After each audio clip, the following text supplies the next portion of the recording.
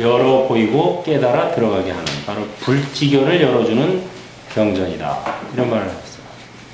그래서 우리가 이 법화경이나 육조단경이나 이 공통된 점이죠. 그건 불지견을 열어준다. 불지견은 우리가 본래 부처다. 또 부처님의 아들, 딸이다. 그래서 누구나 이 다음에 부처 된다. 이게 바로 불지견이.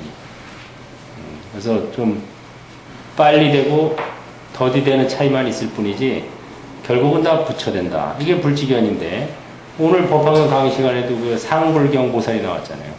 상불경 보살은 다른 수행은 하나도 안 하고 경전도 안 보고 참선도 안 하고 맨날 사람들만 쫓아다니면서 당신은 이 다음에 부처 되실 분입니다. 이거만 인사만 하고 다녀요. 그래가지고 그 사람이 먼저 부처가 됐다. 바로 이게 굉장히 그 의미심장한 표현이죠. 그래서 우리가 어떤 다른 사람들을 볼 때 그 사람의 현재 모습보다도 가능성, 그 사람이 가지고 있는 그 무한한 가능성, 거기다가 좀 초점을 맞춰서 봐주면은 훨씬 어떤 가능성에 초점을 맞췄으니까 자기도 가능성의 문이 열린다. 이거죠. 그래서 여러분들도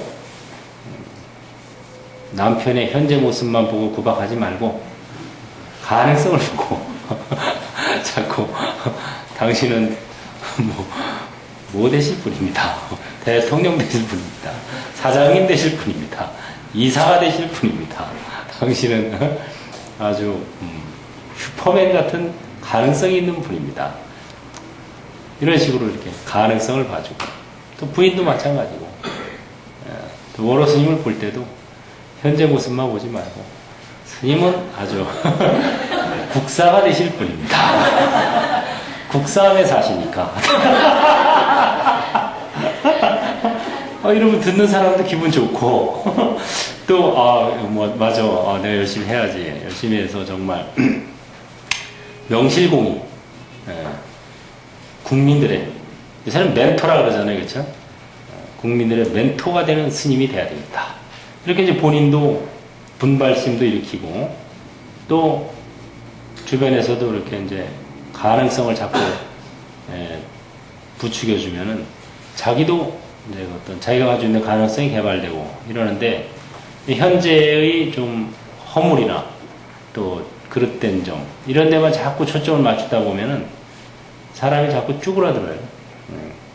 물론 우리가 이제 잘못을 반성하고 시정하고 이런 건 필요하겠죠. 그러나 주된 초점을 어디다 맞추느냐 이게 더 중요하다는 거예요. 아이들을 볼 때도 아이들의 어떤 가능성 애들이 뭐 잘하는 것도 있고 못하는 것도 있잖아요. 다 뭐 모차르트가 뭐 다 잘했겠어요? 그 음악만 딱 잘했지. 모차르트가 만약에 요새 세상에 태어났으면 우리나라에서 천재 음악가가 됐겠어요? 될 확률이 거의 없어요. 우리나라에 태어났으면. 왜? 다 잘해야 돼요. 우리는 수학도 해야 되고 뭐도 해야 되고 그런 거 완전 젬병인 거예요. 오직 그냥 그 음악 그거 잘했지 무슨 뭐 수학이고 뭐고 이런 거 뭐 했겠어요. 뭐 에디슨도 뭐 학교에서 퇴학당하고 뭐 진짜 천재들은 그러니까 골고루 잘하는 건 진짜 천재가 아니에요. 그건 그 범죄라 그래요. 범죄 골고루. 그러니까 뭐 수학도 잘하고 영어도 잘하고 국어도 잘하고 사회도 잘하고 뭐 이런 애들은 천재가 아니에요. 그건. 어디 남의 밑에 가서 참모밖에 못해 그래가지고 끼케야 잘 돼야 어디 가서 이사 뭐 이거나 되는 거지. 진짜 이렇게 큰 일을 하는 이런 천재들은 역사적으로 남는 그런 천재들은 한 가지를 한 가지에만 탁월한 타의 추종을 불허하는 그런 이제 재주가 있는 사람들이 원래 진짜 역사적인 어떤 그런 인물로서 남을 확률이 많죠. 원로 스님은 그냥 경전을 설하는 데 있어서는 타의 추종을 불허한다. 뭐 이런 식으로 이게 가능성을 잘하는 거를 이렇게 이제 열어주고 이러는 것이 남도 살리고 자기도 살리는 좋은 방법이에요. 불교에서의 참선이나 참선이 바로 그런 거고 참선이 원래 사람들한테 무한한 가능성을 열어주는 그런 아주 수승한 법이었거든요, 이게. 우리나라에 와서 이상하게 참선이 거꾸로 돼버렸어요, 지금. 사람들한테 쭈그러들게 만드는, 난 아직 못 깨달았어. 전부 못 깨친 중생으로, 만들어 놓고, 그냥 뭐 맨 꼭대기 한두 사람만 막 맨날, 큰 소리 뻥뻥 치면서 뭐, 하는, 뭐 지금 뭐 이게 조금 잘못됐어요. 이거 좀 뭐 바뀌어야 돼요. 참선이라는 게, 본래 부처다. 불지견. 그 다음에 안심법문. 그래가지고, 이 공으로부터 출발하는 수행. 닦을 게 뭐 있냐. 네가 본래 완벽한 존재야. 여기서부터 이제 시작하는 그런 아주 보리본무수 명경 역비대. 몸이니 마음이니 하는 거 고정된 시체가 없는 거야. 성품짜리만 잘 보고 지켜나가면 된다. 아주 단순하면서도 명쾌한 그런 수행법이었는데 화두 들고 어쩌고 이러면서 이제 뭐가 좀 지금 바뀌어버린 것 같아. 이게 좀 중간에 내가 안 온 사이에 좀 뭐가 좀 많이 문제가 이 정도면 거의 자만심에 속하는 자존심이 아니고 어쨌든 좀 뭔가 바로잡을 필요가 있어요. 있긴 있어요. 뭐라고 딱 집어 얘기하기엔 참 쉽지 않지만은 그래서 우리가 이제 초기 불교의 명상법부터 이게 이제 조사선, 묵조선, 가나선까지 이렇게 쭉 훑어나가는 이유가 그런 어떤 근본 정신을 부처님 당시부터 시작해서 불교의 수행에 근본적인 어떤 걸 다시 한번 되짚어 보자, 점검해 보자 이런 의미입니다. 정말 뭐 가나선만 대단한 그 수행법이지 이건 한번 점검해 보자. 그렇게 대단한 수행법이면 왜 이렇게 도 터는 사람이 안 나오는지. 아니, 대단한 수행법이 뭐예요? 깨달음 없는 사람이 많이 나오는 게 대단한 수행법인 거예요, 그게. 수다원, 사다원, 아나함, 아라한. 이게 많이 나오면은 그게 대단한 거고, 그게 안 나오면 이거는 형편없는 거지. 그게 안 나오면 그게, 뭐 말로만 대단한 수행법이면 뭐해? 안 나오면은 소용없는 거죠. 마음의 문이 열리고, 뭔가 그래도, 수행을 통해서 지견이 열리고 확립이 되고 마음 편안함을 얻고 이런 것들이 이제 그런 사람들이 많이 나오면 그게 좋은 수행법이고 그런 게 안 나오면 뭐 하는 사람은 많은데 죽으라고 하는 사람은 많은데 뭐 마음 편안함을 얻었다든가 정말 뭔가 좀 지견이 열렸다든가 이런 사람들이 안 나와. 그럼 그건 소용없는 거예요. 버려야 돼. 그건 휴지통에 구겨 박아야지. 아니면 방법을 좀 바꾸든가 이런 것들이 이제 필요하죠. 그래서 우리가 전반적으로 한번 행골 아카데미를 통해서 부처님 당시에 초기 불교의 명상법부터 한번 몸보기, 마음보기, 성품보기 한번 쭉 훑어나가면서 가나선도 역시 참선이라고 하면 성품보기. 지금 우리 육조당에 가지만 계속 나오는 게 성품을 보라 이 말이잖아요. 자기의 성품, 그것도 남의 성품이 아니라 자꾸도 남의 성품을 보려는 사람이 많아. 아니, 몸보기, 마음보기 하면 지 마음하고 지 몸을 보라는 얘기인데 자꾸 왜 남의 몸을 보고 남의 마음을 닦아주려고 그러고 이런 사람들이 또 많아. 그러니까는 자성이라고 그러죠, 자성. 스스로의 성품을 보라. 이게 바로 참선의 목적이자 방법입니다. 화두를 드는 것은 자기의 성품을 보기 위한 하나의 방편법이에요. 방편으로. 그래서 그 뭐 하나의 그냥 방편에 불과한 것이지 그게 무슨 뭐 이렇게 대단한 무슨 이런 건 아니거든요. 대서장 보면은 대스님이 그 방법을 본격적으로 주장한 가나선에 말하자면은 주창자죠. 주창자인데 그렇게 뭐 그럼 대스님이 뭐 육조스님보다 뛰어나고 서가모니 부처님보다 뛰어난 대선사냐? 그건 아니거든요. 그걸 확실히 알아야 돼요. 아, 대스님이 뭐, 그러면 육조나 무슨 마조 도일 내지는 서가모니 부처님 뭐 이런 분보다 더 뛰어난 선사였어요? 그건 아니에요. 그거보다 못하면 못했지. 그건 아니고, 대스님이 또, 누구야, 거사하고, 손지현 거사하고 편지를 쓴 게 있어요. 편지를 주고받은 게 있는데 그 편지에 보면은 이제 손지현 거사가 금강경 27장 무단 무멸분에 안입을 자가 2번 나오는데 그거 잘못된 거 아니냐, 하나는 빼야 되는 거 아니냐 하고 편지를 보냈어요. 질의하는. 거기에 대해서 대스님이 빼면 안 된다, 그냥 놔둬야 된다, 이렇게 답변했어요. 그게 서장 손지현장에 나와요. 결론을 얘기하면 대스님이 틀렸어요. 빼야 돼요. 지금 내가 본본을 찾아서 다 대조해 보니까 빼는 게 손지현 거사 의견이 맞아요. 대스님의 의견이 틀린 거야. 그럼 대스님도 그렇게 나보다도 몰라, 그런 거는. 물론 범어를 전공 안 했고 그 당시에 범어책이 없었으니까 뭐 실수할 수도 있다고 하지만 문맥상으로 보거나 어떻게 보거나 빼야 되거든요. 그거는. 또 구마라직법 말고 저기 어디야, 현장 법사, 현장 스님 본 이런 데다 빠져 있어요. 범어를 봐도 빠져 있고. 그럼 당연히 그 빼야 되는 거고, 손지현 거사가 네 말이 맞다 이렇게 해줬어야 되는데 빼면 안 된다 이렇게 답을 한 거 보면은 적어도 그 부분에 관한 한 나보다도 하수야. 근데 뭐 꼭 그런 사람이 만든 뭐 가나선이 꼭 그렇게 막 쫙 보이거나, 이거는 생각해 봐야 된다는 거예요. 물론 내가 조그만 허물을 잡아서 큰 업적을 무너뜨리려고 그러는 건 아니고, 그렇게 맹목적으로 이게 최고다 이럴 필요는 없다, 이 말을 하기 위해서 이제 하는 거예요. 대스님이 나보다 훨씬 뛰어났겠죠. 뭐 그런 한 조그마한 허물은 있을지 몰라도 전반적으로는 훨씬 뛰어났겠죠. 만나보진 않아서 내가 잘 모르겠지만은 어쨌든 간에, 그래서 꼭 가나선에 너무 그렇게 목을 맬 필요는 없다, 이 소리예요.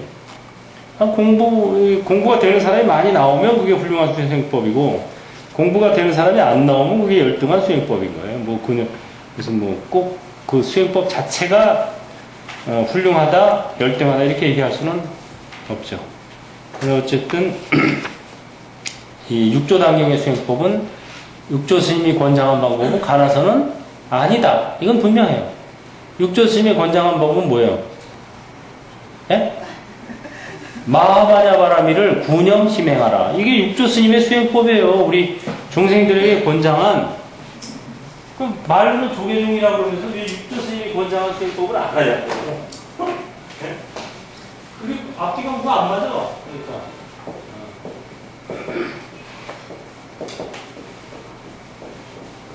이게 육조 스님이 우리한테 권장한 수행법입니다. 실제적인 육조 단경에서 권하는 수행법.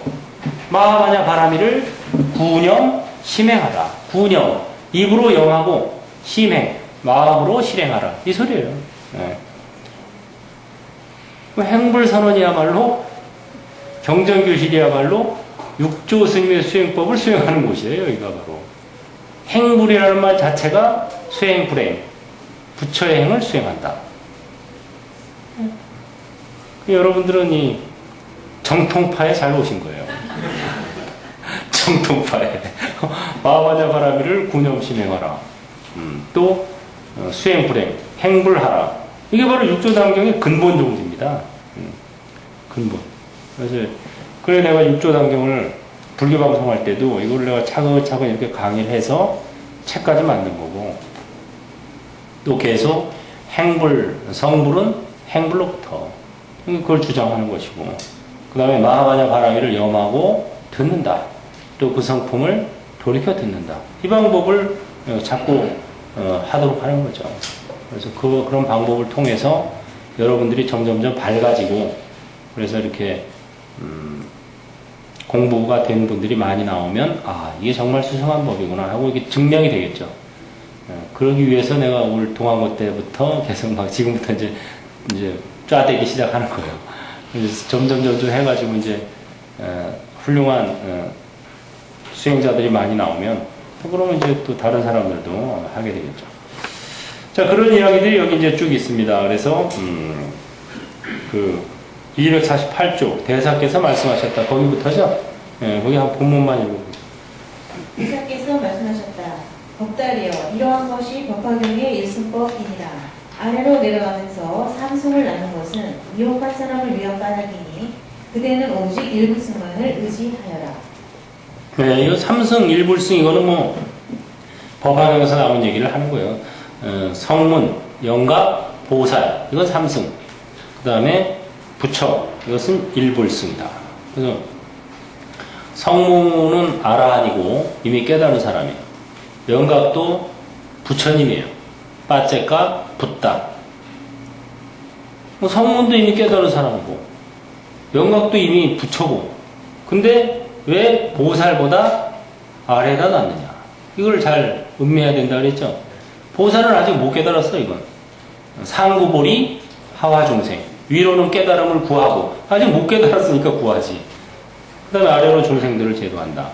그래서 보살은 말하자면은 큰 서원을 세워가지고 대신범부라 그래요. 대신범부.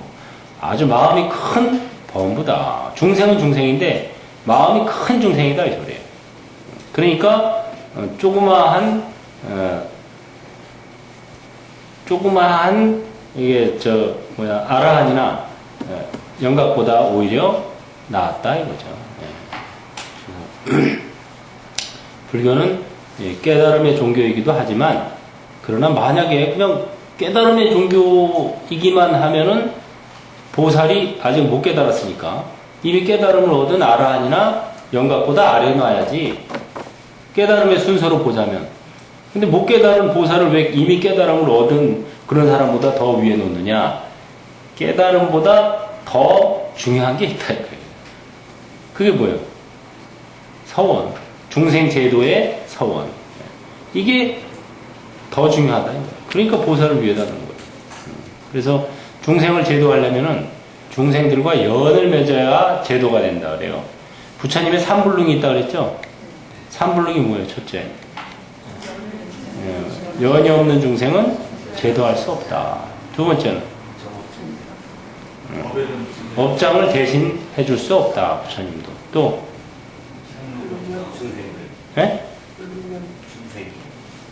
중생계를 다 없앨 수 없다. 체험학습의 이게 장인데 학교를 없애버리면 되나? 학교의 학교 중생계가. 그러니까 없애서도 안 되고 없앨 수도 없고 왜냐하면 중생들은 계속 생겨나니까. 그 다음에 남의 업을 대신 짊어질 수는 없다는 거예요. 부처님도.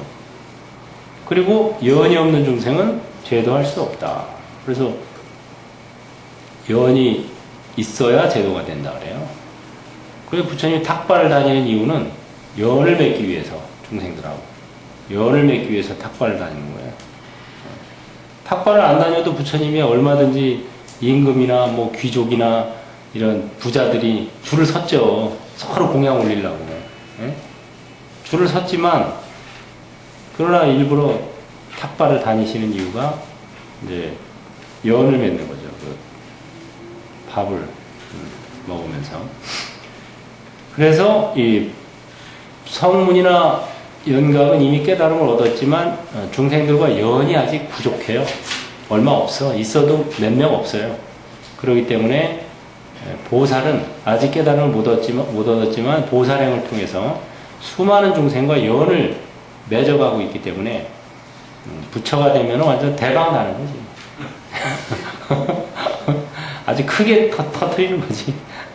그러니까 성문이랄까 그냥 작게 터트리고 마는 거고. 그러니까 이게 위에다 놓은 거예요. 그래서 그게 바로 삼승은 방편이요 일불승이 진실이다. 부처님께서 진실로 우리에게 바라는 바는 삼승이 아니고 일불승이다. 우리를 모두 부처님으로 만들기 위해서 오셨다. 이 소리죠. 그 다음 대사께서 말씀하셨다. 법달이여 마음으로 행하면 법화경을 불리고 마음으로 행하지 않으면 법화경에 불리게 되나니 마음이 바르면 법화경을 불리고 마음이 삿되면 법화경에 불리게 되느니라. 부처님의 지견을 열면 법화경을 불리고 중생의 지견을 열면 법화경에 불리게 되느니라. 네, 이거 아주 멋진 말이죠. 심정 전법하여 심사 법하더니라. 맨날 종노릇만 하다 갈수 없잖아요. 우리가 법화경을 보지만 법화경이 맨날 끌려다니다가 갈 수는 없고 법화경을 굴려야죠. 우리도. 또 육조당경을 지금 보지만 육조당경이 끌려다닐 수는 없고 굴려야 된다. 심정 전법화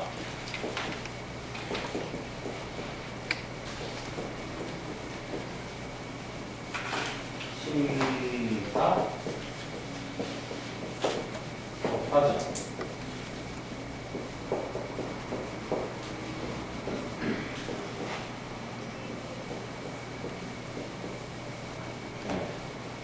마음이 바르면은 법화경을 굴리고 이 절자가 어디에 있느냐에 따라서 이게 달라져요.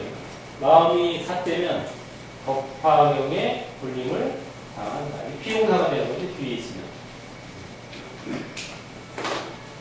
그래서 우리가 경전을 읽으면서 결국은 이 경전을 굴릴 정도 돼야 된다. 금강경에도 보면은 강을 건너고 나면은 뗏목은 놔두고 가라 이렇게 나오잖아요.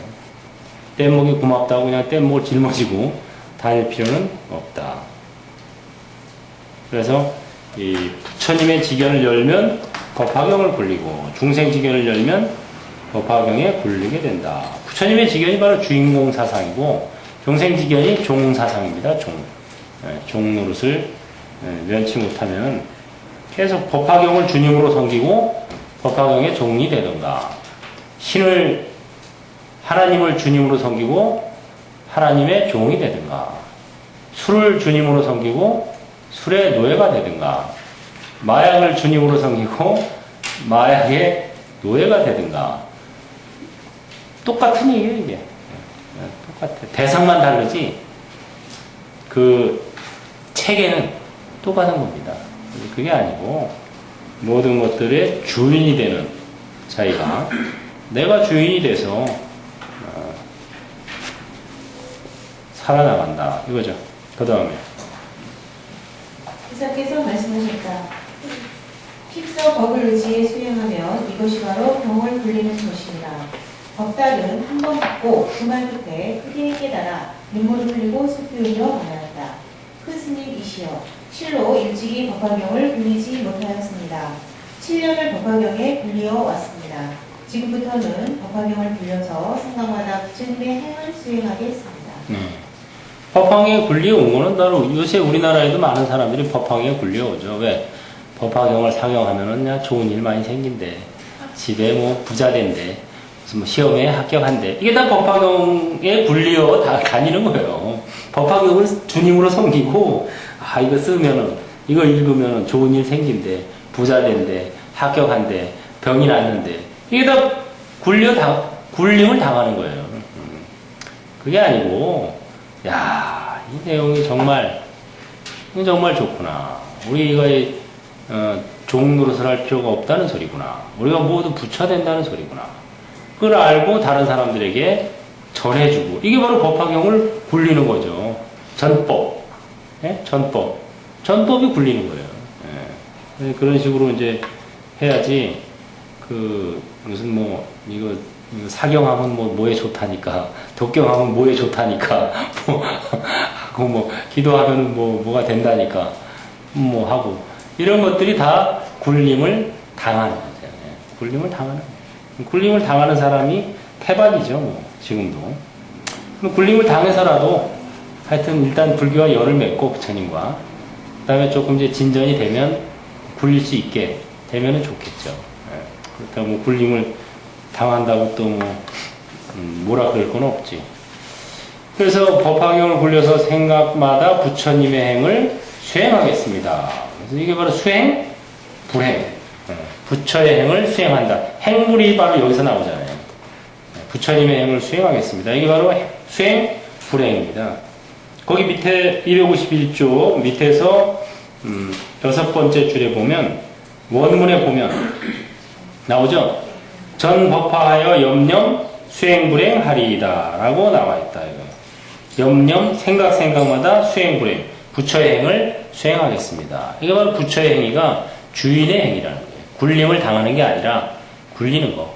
행복도 불행도 네 작품이다. 이게 아니고 내 작품이다 하는 거. 이게 부처의 행을 수행하는 거죠. 네? 그래서 주인 노릇을 연습하는 거. 이거야말로 부처의 행을 하는 지름길이죠. 그걸 통해서 간다.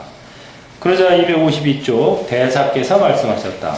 부처의 행이 곧 부처이니라. 아, 멋있는 말이죠. 불행, 시불. 이건 부처의 행위, 불행, 시불. 부처의 행위가 이 부처다. 이렇게. 이것도 역시 행불이죠. 원래 인도의 그 카스트 제도가 있잖아요. 사성 계급. 그래가지고 출생하면은 그때부터 귀천이 바로 갈라집니다. 아버지가 귀족 계급이면 아들도 귀족이고, 아버지가 천민이면 아들도 천민이에요. 그런 신본주의 사회에서 부처님이 사셨는데도 그때 부처님께서 그렇잖아요. 귀천은 출생에 의해서 정해지는 것이 아니라 행위에 의해서 정해진다. 고귀한 행을 하는 자가 고귀한이고 천박한 행위를 하는 자가 천박한 놈이다. 이렇게 그 파격적인 선언이죠. 우선 그런 신분이 확실한 사회에서 그런 선언을 했다는 것은 파격적이고 어떻게 보면 그 사회 운동가들이 써먹기 참 좋은. 그렇잖아요. 그거 조금만 응용하면은 왕은 출생에 의해서 정해지는 것이 아니다. 왕의 행위를 하는 자가 왕이다. 그거 반역 딱 하면 굉장히 써먹기 좋은 거예요. 원래는 사회 변혁자들, 사회 이런 사람들이 꼭 걸면은 얼마든지 걸리죠. 그러나 이제 부처님의 일생을 보면은 결코 정치적인 어떤 이런 운동이나 이런 건 안 했기 때문에 철저히 종교적이고 마음 수행하고 이런 쪽으로만 이제 모든 집중을 했기 때문에 그런 어떤 오해나 이런 건 안 받았지만 이 굉장히 파격적인 이게 선언입니다. 우리나라에서도 고려 시대 때, 신라 때, 후삼국, 궁예 이런 사람들이 반란을 일으키잖아요.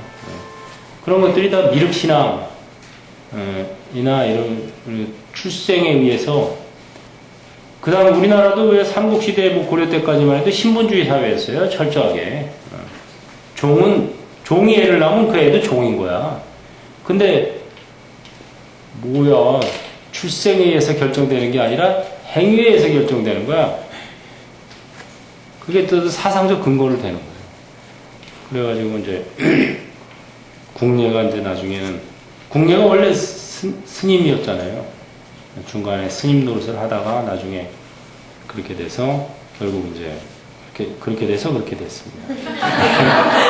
자, 아시니까 넘어갑니다. 그 다음에 254쪽. 그때 지상이라고 하는 한 스님이 도계산에 와서 계산께 얘기하고 사승법의 뜻을 물었다. 지상이 여쭈었다. 부처님께서는 상승을 말씀하시고 또한 최상승을 말씀하셨습니다. 제자는 알지 못하겠사오니 가르쳐 주시기 바랍니다. 계속 해능대사. 해능대사가 말씀하셨다. 그대는 자신의 마음으로 보도록 하고 바깥 법의 모양에 집착하지 말라. 원래 사승법이란 없느니라.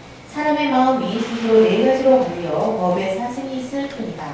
보고, 듣고, 읽고, 외우는 소승이요. 법을 깨달아 뜻을 알면 중승이며, 법에 의지하여 수행함은 대승이요. 만가지 법을 다 통달하여 만가지 행을 갖추며 일체를 떠남이 없으되 다만 법의 상을 여여서 집되 얻고자 함이 없는 것이 최상승입니다. 네. 승은 행한다는 뜻이요. 입으로 다투는 데 있지 않나니 그대는 모름지기 스스로 닦고 남에게 묻지 말지니라. 네. 최상승법은 이제 육조단경이 바로 최상승법이다. 이 소리예요. 계정의 사막도 이미 우리에게 갖춰져 있다 그랬죠. 자성, 무비, 이게 바로 계고. 자성의 그릇됨이 없으면 그게 계고. 자성, 무란, 자성의 산란함이 없으면 그게 바로 정이고. 자성, 무치, 자성의 어리석음이 일어나지 않으면 그게 바로 해다. 이 자성상에는 이미 계정의 상황이 갖춰져 있어. 새롭게 무슨 따로 닦고 뭐 계를 받고 뭐 선정을 닦고 이럴 필요조차도 없다. 이미 완벽하다. 이렇게 이제 시작하는 게 바로 최상승법이다, 이 소리. 그 다음, 257조. 또 한 스님이 있었는데 이름을 신해라고 하였으며 남양 사람이다. 두계산에 와서 예리하고 물었다. 큰 스님께서는 좌성하시면서 보십니까? 보지 않으십니까? 대사께서 일어나서 신해를 세 차례 때리고 나서 신해에게 물었다. 내가 그대를 때렸는데 아픈가? 아프지 않은가? 신해가 대답하였다. 아프기도 하고 아프지 않기도 합니다. 육조 스님께서 말씀하셨다. 나 또한 보기도 하고 보지 않기도 하느니라. 알쏭달쏭한 얘기를 하고 있어요. 그 다음에 읽어봐야 알아요. 무슨 소리인지. 신해가 또 여쭈었다. 대사님은 어째서 보기도 하고 보지 않기도 하십니까? 대사께서 말씀하셨다. 내가 본다고 하는 것은 항상 스스로의 허물을 본 것이니 그러므로 본다고 말하는 것이다. 보지 않는다고 하는 것은 하늘과 땅과 사람의 허물과 죄를 보지 않는 것이니 그 까닭에 보기도 하고 보지 않기도 하느니라. 그대가 아프기도 하고 아프지 않기도 한다 했는데 어떤 것이냐? 신해가 대답하였다. 만약 아프지 않다고 하면 곧 무정이 나무와 돌과 같고 아프다 하면 바로 범부와 같아서 이내 원한을 일으킬 것입니다. 네. 그래서 여기 둘 다 이제 뭐 비슷하게 대답을 했지만 차원이 다르다. 이걸 이제 얘기한 거죠. 육조 스님은 본다는 것은 허물을 보는 것이고 자기 허물을, 보지 않는 것은 남의 허물을 보지 않는다. 그러니까 좌선한다고 앉아서 계속 남의 허물을 보거나 생각하거나 이러면 게 참다운 선이 아닌 거죠, 당연히. 그런데 신해가 아프냐 아프지 않느냐 했을 때 아프지 않다고 한 것은 그렇게 하면은 이제 무정이인 나무나 돌과 같고 아프면은 이제 원한을 일으킬 것 같아서 이렇게 했다 하고 그렇게 대답을 했는데 거기에 대해서 이제 그 뒤에 육조 스님이 말씀을 하시죠. 총평을. 대사께서 말씀하셨다. 신해여, 앞에서 본다고 한 것과 보지 않는다고 한 것은 양변이요 아프고 아프지 않으면 생멸이니라. 그대는 자성을 보지도 못하면서 감이 와서 사람을 희롱하려 하는가? 양변이라는 것은 이제 중도의 양쪽이다 이런 소리고 생멸은 뭔가 한 생각 일으켰다 이거죠. 그것은 너는 그 생각을 일으켜서 자성이 생사에 떨어진 것이고 나는 자성의 양변을 설명해 준 것이다. 그러나 차원이 이것은 다른 것이다. 네가 어린 놈이 와서 왜 까부냐 딱 하고 이제 한마디 이제 야단을 친 거예요. 그래서 신해는 보면은 좀 악역이에요, 악역. 이 연극, 이 하나의 그 프로그램에서 악역이야, 이게. 까불고 있어, 어디 조그만 게. 딱 하고 이제. 나중에 또 보면은 뭐, 저 전등록이나 이런 데 보면 또 신해는 지혜선사다. 뭐 이런 말이 나와요. 저놈은 아르마리로 다 공부를 하려고 그러는 놈이라서 저놈은 저 안 돼. 뭐 이런 또 지적도 나와요. 근데 이 금강경에서, 여기 육조당경에서 이제 나중에 뒤에 돌아가실 때 보면은 또 신해가 또 안 울어요. 다른 문인들은 다 막 옆에서 훌쩍훌쩍거리고 육조스님이 이제 나 이제 간다 하고 얘기하니까 다 막 슬퍼하는데 신해는 뭐 덤덤하게 있었다 그래요. 그때 이제 육조스님이 봐라, 아직 어린 신해는 저렇게 덤덤한데 니네 왜 우냐 하고 또 칭찬하는 장면도 나와요. 그러니까 신해가 좀 드라마틱한 인물 같아요. 그래서 신해가 결국 나중에 일을 내죠. 무차 대회를 열어가지고 그 전까지만 해도 신수대사가 굉장히 큰 스님이었고 해능 스님은 좀 이름이 별로 없었어요. 변방에. 그러니까 신수 스님은 그 장안에, 그러니까 수도권에서 활약하던 큰 스님이었고, 해능 스님은 저기 지리산, 남방, 한쪽에서 이렇게 그 지역에서만 좀 유명한. 그러니까 이 법문도 서울에서 한 게 아니라 그 지역 법문에, 그러니까 그 지역에서 그래도 조금 이름이 있는 이런 스님에 불과했는데, 신해가 이제 해능 스님 입적하시고 나서 나중에 이제 무차선회를 열면서 막 큰 이벤트를 만들죠. 그러면서 거기서 이제 육조 스님을 띄우죠. 팍 띄워가지고 이제 육조 스님, 해영 스님이 이제 해영 스님을 사람들이 알게 되는 그런 결정적인 역할을 합니다. 그러니까 신의 자체가 드라마틱한 인물인 건 확실해요. 그래서 자기가 7조다 이렇게 얘기하죠. 근데 아무도 인정 안 해줘. 왜 6조를 띄웠냐면 내가 7조라는 것을 입증하기 위해서 6조를 띄운 거예요, 신에는.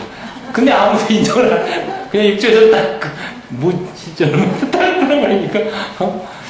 그러니까 하여튼, 뭐, 반절에 성공을 한 거야. 그 대회를 해서.